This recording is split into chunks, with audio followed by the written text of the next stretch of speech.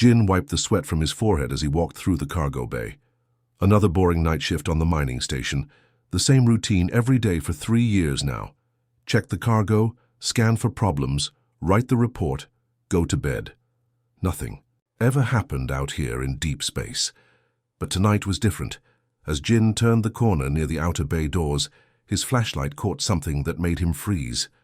There, curled up against a metal crate, was a small figure.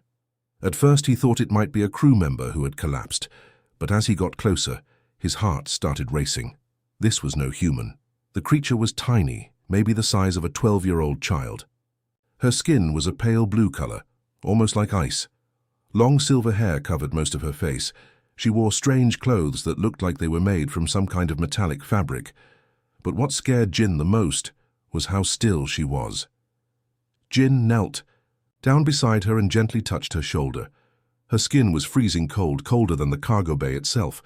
She was shivering so hard that her whole body was shaking. Her breathing was so shallow that Jin could barely see her chest moving, up and down.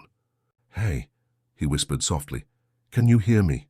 No response. The alien girl's eyes were closed and her lips had turned a darker blue. Jin realized she was dying from the cold. His mind raced.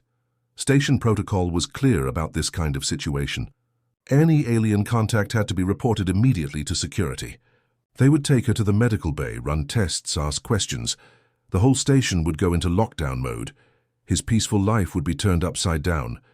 But looking at this small, helpless creature, Jin couldn't bring himself to care about protocols. She was just a child, a scared, freezing child who needed help. Without thinking twice, Jin took off his thermal jacket and wrapped it around the alien girl. She was so light that he could easily lift her in his arms. Her head fell against his chest and he could feel how cold she was even through his shirt. "It's okay," he whispered, even though she probably couldn't understand him. "I've got you now." Jin looked around the cargo bay to make sure no one was watching. The security cameras in this section had been broken for months, and maintenance kept saying they would fix them next week. For once, Jin was grateful for the station's lazy repair schedule. He carried the alien girl through the quiet corridors toward his quarters. His heart pounded every time he heard footsteps or voices. If anyone saw him now, he would be in serious trouble. But he kept walking. His room was small but warm. Jin laid the alien girl down on his bed and covered her with every blanket he had. He turned up the heater as high as it would go. Then he sat down beside her and waited. The girl's shivering slowly started to get better. Some color returned to her blue lips. Her breathing became deeper and more regular. Jin watched her carefully, ready to call for medical help if she got worse. As he sat there in the quiet room, Jin wondered what he had gotten himself into. Who was this girl? Where did she come from? How did she end up in their cargo bay? But those questions could wait. Right now, all that mattered was keeping her warm and safe. For the first time in years, Jin felt like he was doing something that actually mattered. 3 hours later, Jin was still sitting by his bed when the alien girl's eyes slowly opened. They were the most beautiful eyes he had ever seen, large and silver like moonlight, with tiny flecks that seemed to sparkle. She blinked a few times, looking confused and scared.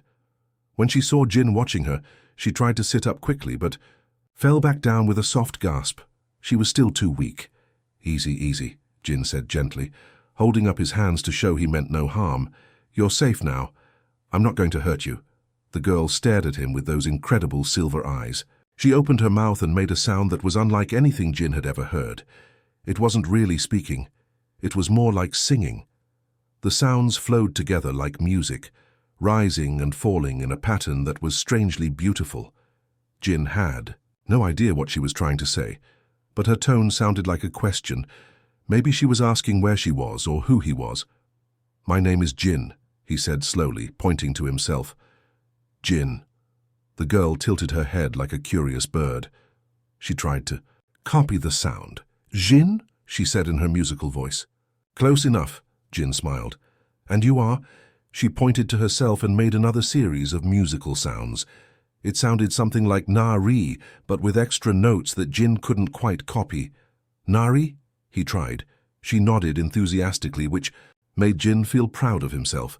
At least they were making progress. Nari tried to sit up again, moving more slowly this time. Jin helped her lean against his pillow. She looked around his small room with wonder, like she had never seen anything like it before. Her eyes lingered on his desk lamp, his computer screen, and the pictures he had stuck to his wall. Then her stomach made a loud growling sound that needed no translation. "Hungry?"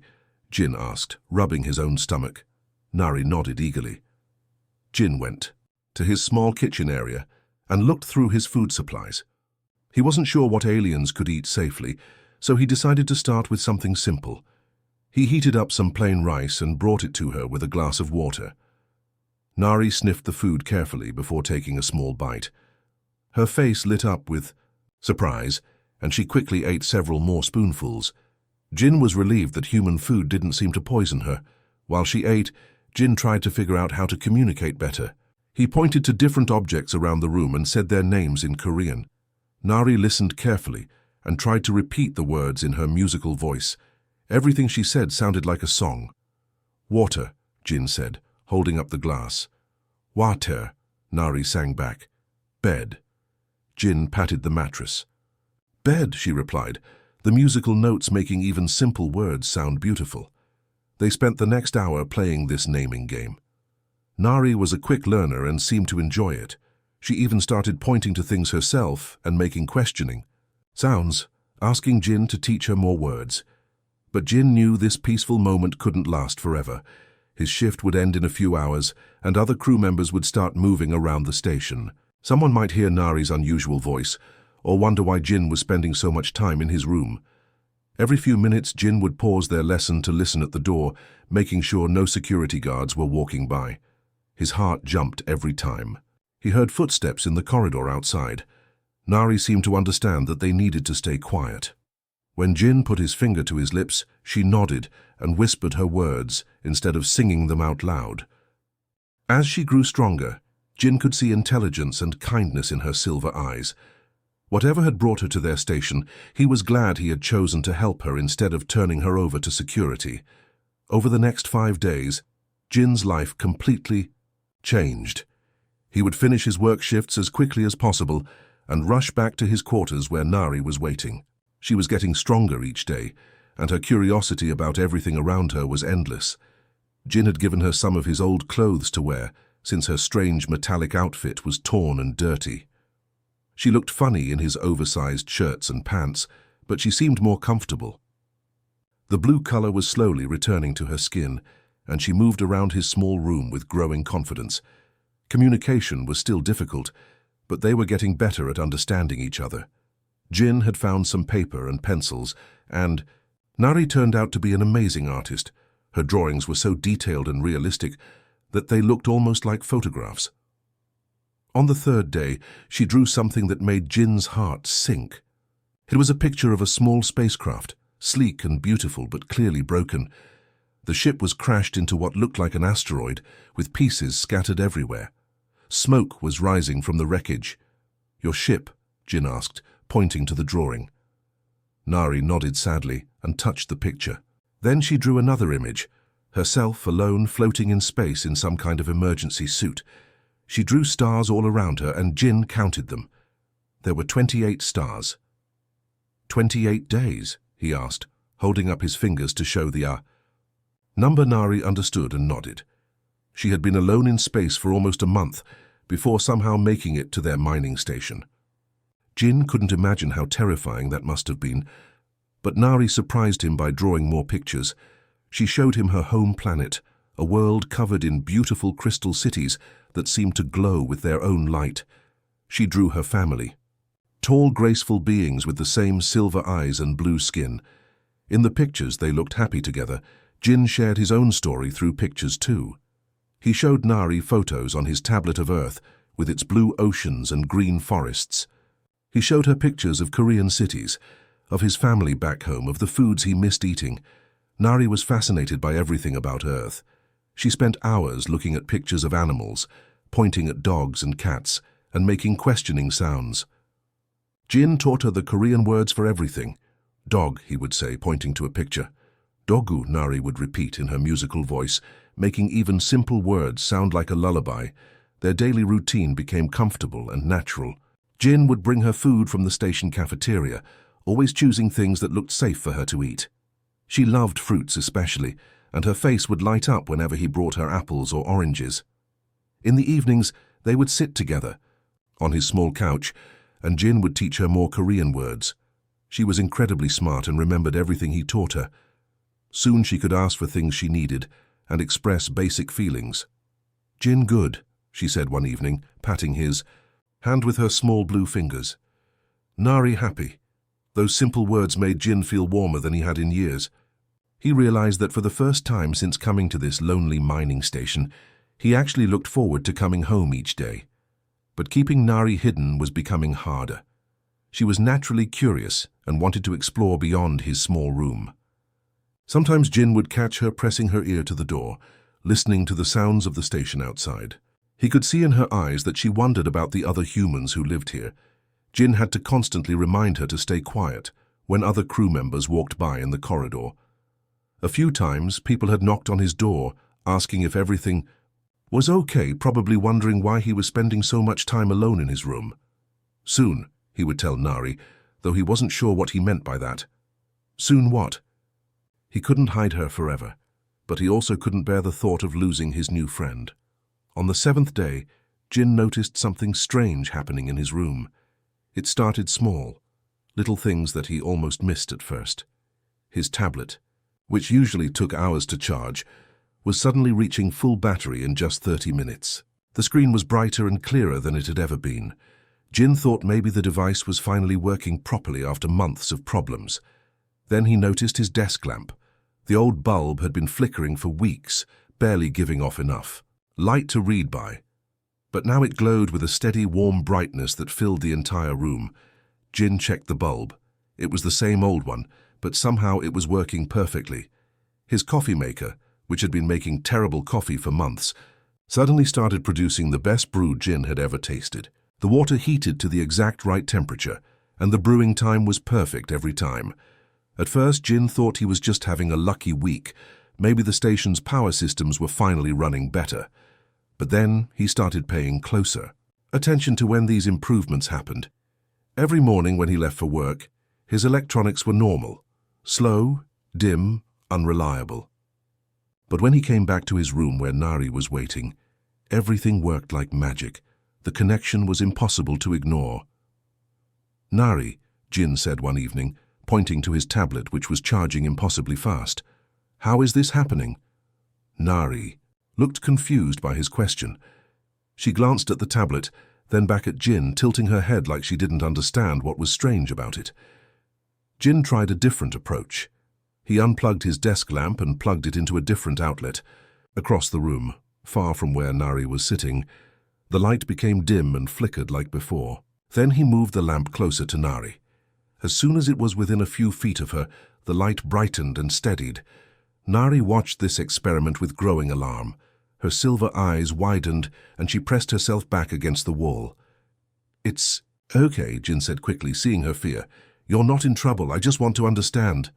But Nari was already pulling down the sleeves of her shirt, trying to hide her arms.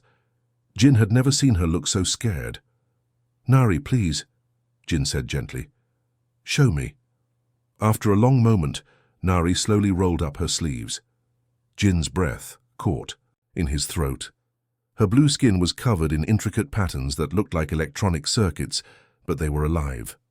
The lines glowed with a soft silver light that pulsed gently like a heartbeat. The patterns ran from her fingertips all the way up to her shoulders, covering both arms in beautiful, complex designs. As Jin watched, some of the lines brightened, while others dimmed, creating flowing waves of light across her skin. "Beautiful," Jin whispered. Nari shook her head violently, pulling her sleeves back down. She made sounds in her musical language that Jin didn't need to translate. She was telling him it was bad, wrong, dangerous. "No bad," Jin said firmly, using the simple words she would understand. "Nari good, this good." But Nari curled up in the corner of his couch, wrapping her arms around herself and hiding her face. Jin could see she was crying. Her tears were like tiny silver drops that sparkled in the lamplight. Jin sat down beside her, being careful not to touch her without permission. "Why scared?" he asked. Nari looked up at him with her tear-filled eyes. In broken Korean, mixed with gestures, she tried to explain. She pointed to the glowing patterns under her sleeves, then made an explosion gesture with her hands. She drew quick pictures of buildings falling down, of people running away, of herself standing alone. Jin began to understand. Somehow, these abilities had caused problems for her before. Maybe her own people were afraid of what she could do. Maybe that's why she was alone in space when he found her. "Here safe," Jin told her, speaking slowly and clearly. Jin not scared, Jin happy. To prove his point, Jin picked up his tablet and sat beside Nari. Almost immediately, the device started working better than it ever had. The screen was crystal clear, and it responded to his touch instantly. "See?" Jin smiled. "Good magic. Help Jin work better." For the first time since revealing her secret, Nari smiled a little. The patterns on her arms pulsed a bit brighter, and Jin's room filled with the gentle hum of electronics working perfectly. The next morning, Jin decided he needed to understand more about Nari's abilities. He had spent all night thinking about the glowing patterns on her arms and how they made his electronics work better. But every time he tried to bring up the subject, Nari would look away and change the topic. "Nari," Jin said gently as they shared. "Breakfast. Tell me about your arms, the light patterns." Immediately, Nari's face changed. The small smile she had been wearing disappeared, and her silver eyes filled with a sadness that made Jin's heart ache. She shook her head quickly and pulled her sleeves down tighter. "No talk," she said in her broken Korean. "Bad thing, very bad." But Jin couldn't let it go. He could see that whatever had happened to Nari was still hurting her deeply. "Not bad here," he said. "Jin, friend, tell Jin." Nari looked at him for a long moment, her eyes searching his face. Finally, she got up and took the paper and pencils they used for drawing. Her hands were shaking as she started to sketch. The first picture she drew broke Jin's heart. It showed a young version of herself, maybe a child, standing in the middle of what looked like a beautiful crystal city. But the buildings around her were cracking and falling apart. Other figures, her people, were running away from her with their arms raised in fear. "This you?" Jin asked softly. Nari nodded, tears already forming in her eyes. She drew another picture showing herself as a small child, reaching out to touch a beautiful crystal structure. But as soon as her glowing hands touched it, cracks appeared and spread across the entire building. Jin was starting to understand. "Your powers, they broke things." "Yes," Nari whispered. "Break everything. Break always." She drew more pictures, each one more heartbreaking than the last. Her family backing away from her, other children refusing to play with her, adult figures pointing at her and making angry gestures. In every drawing, Nari stood alone while everyone else stayed far away. Then she drew a picture that made Jin angry. It showed Nari, older now, being led to what looked like a small spacecraft by several tall figures. They were forcing her inside while she reached back toward the crystal city that was getting smaller in the distance. "They sent you away," Jin said, his voice tight with emotion. Nari nodded and wiped her eyes.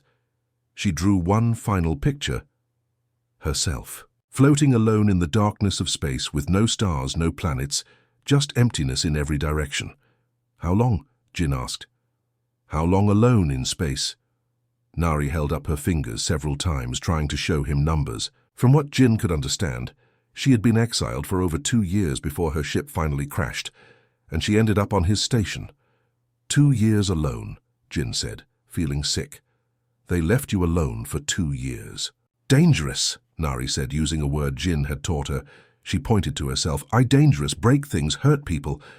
"No," Jin said so forcefully that Nari jumped. "You not dangerous. You help things, make things better." But Nari shook her head sadly. She rolled up her sleeves again and looked at the glowing patterns with disgust. "Broken," she said. "I broken. Family say broken. Everyone say broken." Jin felt anger building inside him. How could her own people treat a child this way? How could they abandon someone so young and leave her to die alone in space? "Your family wrong," Jin said firmly. "Your people wrong. You not broken." Nari looked at him with surprise. No one had ever told her that before. "Look," Jin said, picking up his tablet. As soon as Nari was near it, the device started working perfectly. "You make better, not broken.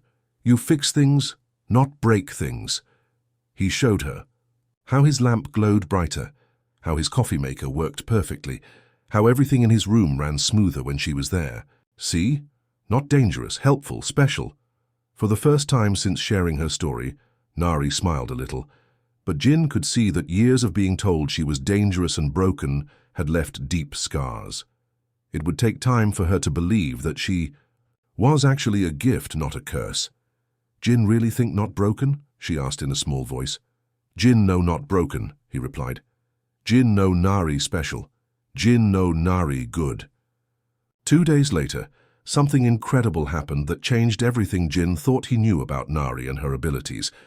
They were sitting together after dinner when Nari suddenly stood up with a determined look in her silver eyes. She had been quiet all day, like she was thinking about something important. "Jin," she said in her musical voice, "show you truth, show you home." Before Jin could ask what she meant, Nari walked to the center of his room and rolled up both sleeves. The glowing patterns on her arms began to pulse brighter than Jin had ever seen them. The light started as silver, but slowly shifted through. Different colors, blue, green, gold. Then something amazing happened. The air above Nari's hands began to shimmer like heat waves. Slowly, a three-dimensional image began to form in the space between them. Jin gasped and nearly fell off his chair. It was a planet, floating in the air like a perfect miniature world. But this wasn't just any planet. It was the most beautiful thing Jin had ever seen. Crystal cities sparkled across its surface like jewels, connected by bridges of pure light. Towers spiraled up into the clouds, glowing with soft colors that shifted and danced. "My home," Nari said softly. "My world." Jin stared in wonder at the hologram. He could see tiny figures moving through the crystal streets, vehicles that seemed to float on beams of light, and gardens that glowed with bioluminescent plants. Everything looked alive, like the technology and nature had grown together in perfect harmony. "It's incredible," Jin whispered. But then Nari's expression grew sad. She moved her hands, and the image changed. The same beautiful cities were there, but now Jin could see that something was wrong. Many of the crystal towers were dark. The light bridges flickered and went out. Some of the floating vehicles had crashed to the ground. "Dying," Nari said simply. "All dying." She zoomed the hologram in closer, showing Jin individual buildings. The crystal structures that had once glowed with inner light were now cracked and dim. Gardens that should have been vibrant were withering. Technology that had once worked in perfect harmony was failing everywhere. "Why?" Jin asked. "What's happening to it?" Nari took a deep breath and touched the patterns on her arms. "We are links," she said, using a new word Jin hadn't heard before. "Born to fix, born to heal machines." She created another image, this time showing people who looked like her, with the same glowing patterns on their skin. But in this hologram, they weren't feared or cast out. They were working with the crystal technology, touching broken machines and making them whole again, healing sick computers and bringing dead systems back to life. "Links make world alive," Nari continued. "Without links, world die." Jin began to understand the terrible truth. "But your people are afraid of links. They send you away." Nari nodded sadly. "Long ago, one link lose control, hurt people. Now all people think all links dangerous. Send away before we learn control." She showed Jin more images, dozens of people with glowing patterns being forced onto ships and sent into exile. Young ones, old ones, all cast out before they could help their dying world. "How many?" Jin asked. Nari held up her fingers again and again, trying to show him numbers. From what Jin could understand, hundreds of links had been exiled over many years. "So your world is dying because they sent away the only people who could save it," Jin said, feeling angry and sad at the same time. "Yes," Nari whispered. "Home get darker every day. Soon all dead." Jin looked at the hologram of the failing world, then at Nari with her incredible abilities. She wasn't dangerous at all. She was exactly what her people needed, but fear and superstition had made them throw away their only hope. What about other links? Jin asked. The ones who were sent away like you. Nari's eyes brightened a little. Some still alive, hide in space. Wait. Wait for what? Wait for someone brave enough to bring us home, Nari said, looking directly at Jin. Wait for someone who's not afraid. Jin felt a chill run down his spine. He realized that Nari wasn't just sharing her story with him, she was asking for his help. But how could one human engineer possibly help save an entire alien world? Jin stared at the floating hologram, trying to process everything Nari had just shown him. The dying world spinning slowly in the air looked so real, he felt like he could reach out and touch it. Show me more, Jin said quietly. I need to understand everything. Nari nodded and moved her glowing hands again. The hologram shifted to show a close-up view of one of the crystal cities. Jin could see the streets were nearly empty now. The few people walking around moved slowly, like they were tired or sick. Before, Nari said, and the image changed to show the same street from years past. It was full of life, people laughing and talking, children playing, vendors selling glowing fruits from floating carts. The crystal buildings pulsed with warm light, and everything felt alive and happy. After Link's gone, she continued, and the image returned to the present. Now Jin could see the same buildings were cracked and dark. The floating carts had crashed to the ground. The people looked scared and hopeless. How long has this been happening? Jin asked. Nari held up her fingers repeatedly, showing him numbers. From what Jin could understand, the decline had been happening for over 100 years, getting worse each time they exiled another link. The hologram zoomed out to show the entire planet again. Jin was shocked to see that whole sections of continents were now completely dark. What had once been glowing cities were now just empty ruins. My people not understand, Nari said sadly. Think links cause problems. Think if send away links problems stop, but problems get worse. She showed Jin another image that made his heart break. It was a group of her people standing around what looked like a council table. They were pointing at charts and graphs that clearly showed their world dying, but instead of looking for links to help, they were making plans to find and exile even more of them. They still don't realize links could save them, Jin asked in disbelief. Fear too strong, Nari replied. Old fear from long ago. They think better to die than trust links. Jin watched as the hologram showed him the tragic cycle. Every time something broke down, her people would panic and blame it on links who might be hiding among them. They would search for anyone showing signs of the glowing patterns and cast them out into space.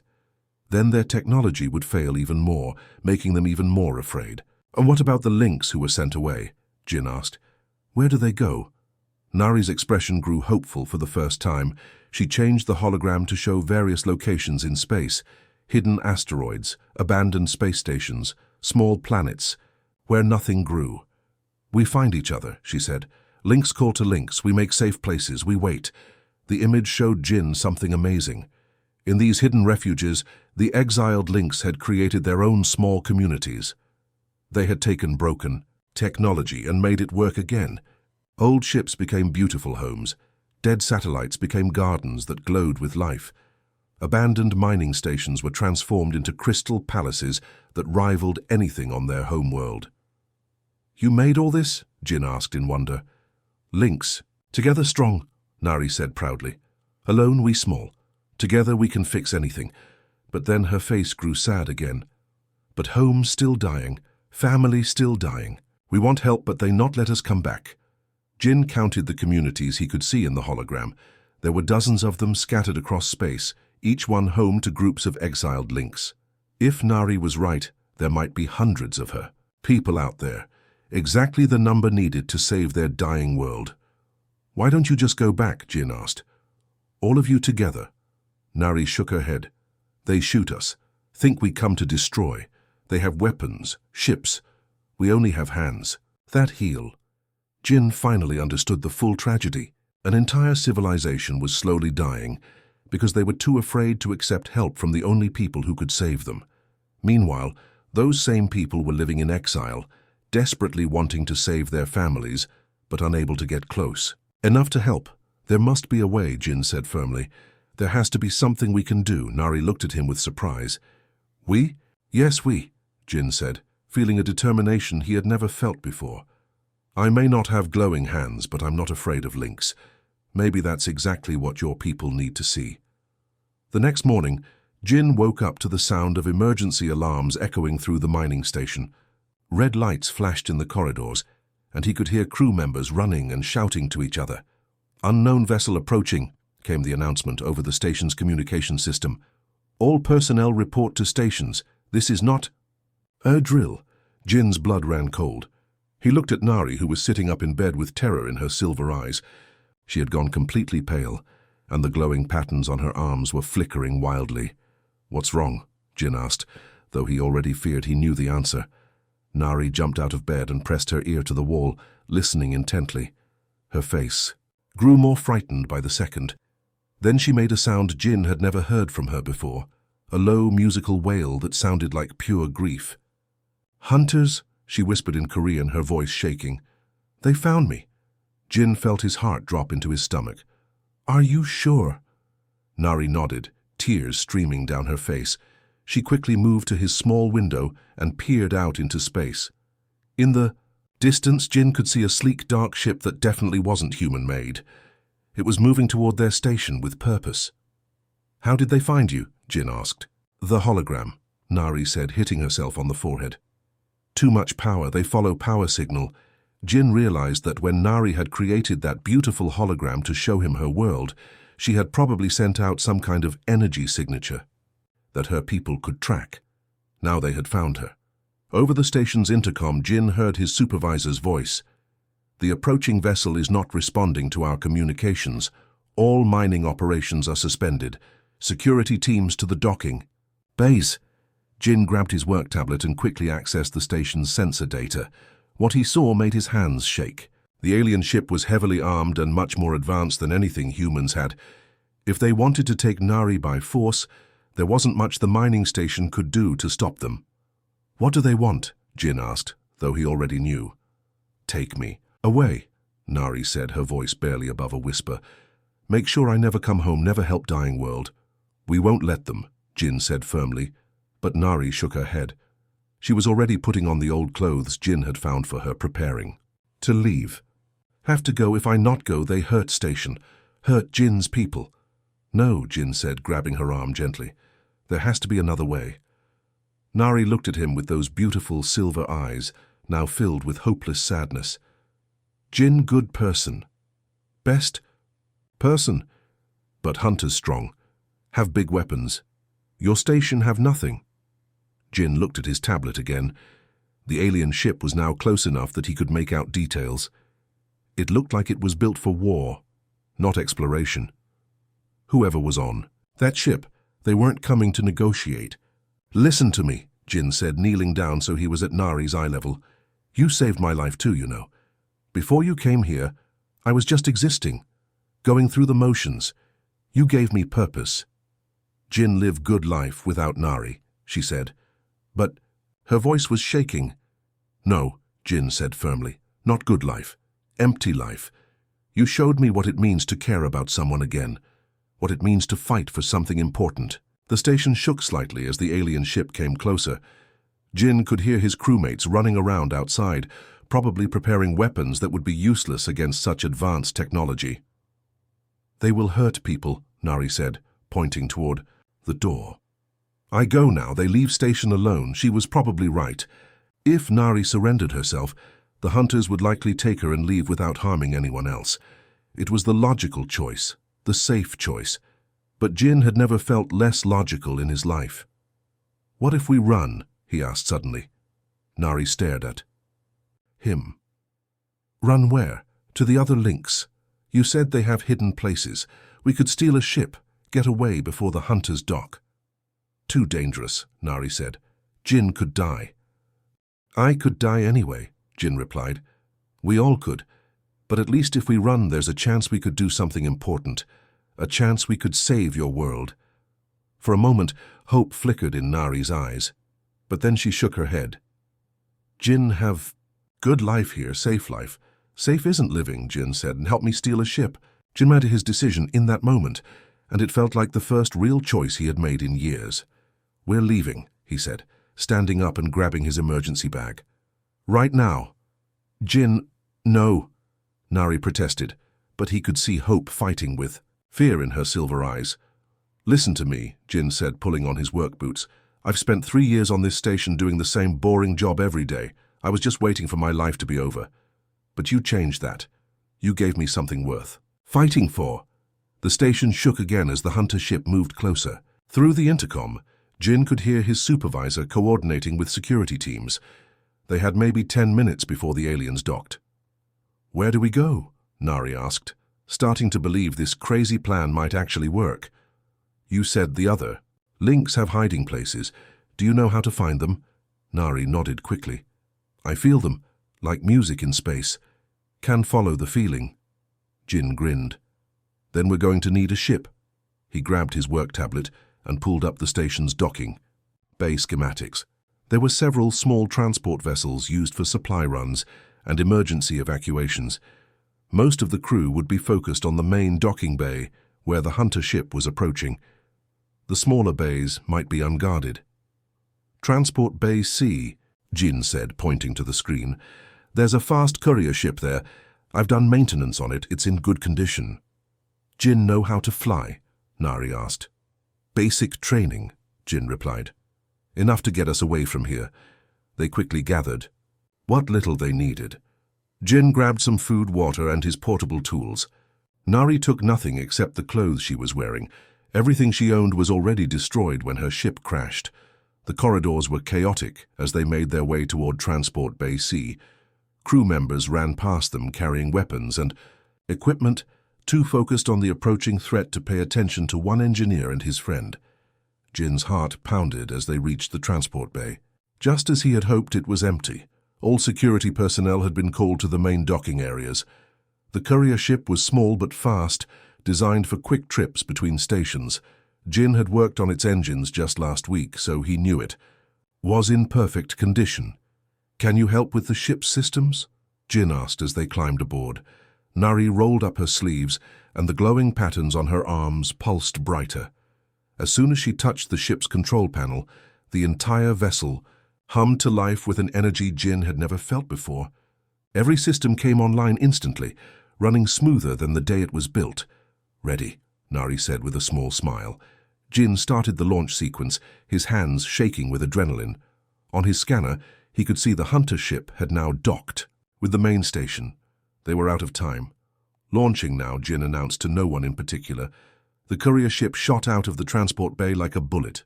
Jin pushed the engines to maximum power, putting as much distance as possible between them and the station. Behind them, he could see the dark shape of the hunter vessel, but it was still docked. "Which way?" Jin asked. Nari closed her eyes and placed her glowing hands on the navigation console. For a moment, nothing happened. Then her eyes snapped open with excitement. There, she pointed to a section of space that looked empty to Jin. 3 days' travel, big group of links hiding in old asteroid field. Jin set the course and engaged. The autopilot. They were really doing this, running away from everything he had known to help save an alien world he had never seen. "Why?" Nari asked quietly as they flew through space. "Why Jin help? Jin could have safe life." Jin thought about her question as he watched the stars stream past.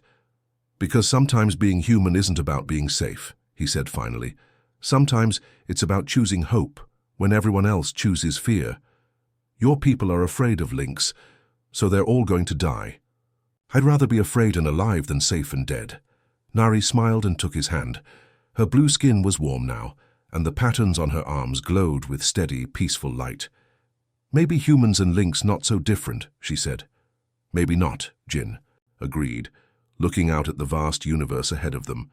For the first time in his life, he had no idea what would happen next, and somehow that felt like the most human thing of all.